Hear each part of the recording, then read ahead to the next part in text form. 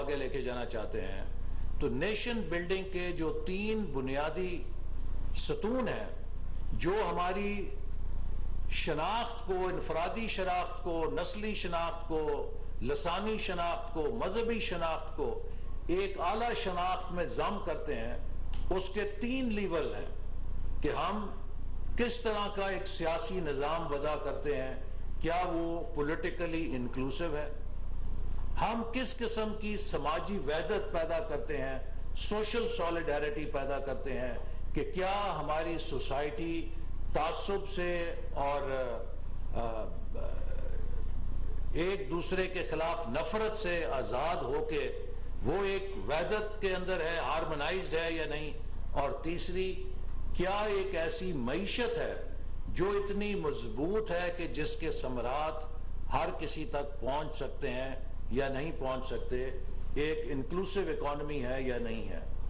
تو political level پہ، social level پہ اور اکنامک لیول پہ ہم کس نظام کو پرسو کرتے ہیں، وہ اس بات کا فیصلہ کرتا ہے کہ ہماری قومی شناخت یا نیشن بلڈنگ کس عمل سے گزرے گی۔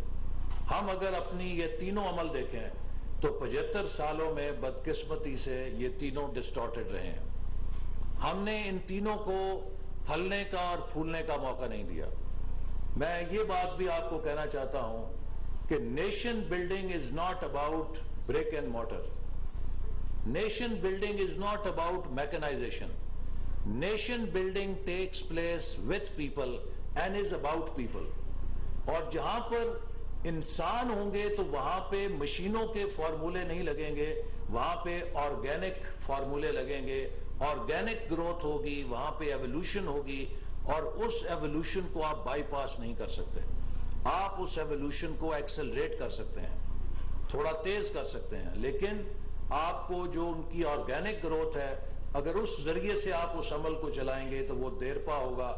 اگر آپ اسے نٹ بولٹ سے ری کنفیگر کرنے کی کوشش کریں گے تو وہ دیر پا نہیں ہوگا، وہ ٹوٹ جائے گا۔ تو میں آخر میں یہ کہوں گا کہ ہم نے بدقسمتی سے جو بھی نیشن بلڈنگ کی کوشش کی وہ ناکام ہوئی۔ 1997-98 میں 2010 کا ایک ویژن لانچ کیا کہ ہم پاکستان کو ایک مضبوط قوم کے طور پہ اپر انکم کنٹریز میں لے جائیں، وہ ٹوٹ گیا۔ 2013 میں ویژن 2025 کے اوپر کام شروع کیا کہ پاکستان کو ایک مضبوط قوم میں ڈھالیں اور دنیا کی ٹاپ 25 معیشتوں میں لے کے جائیں، وہ بھی 2018 میں ٹوٹ گیا۔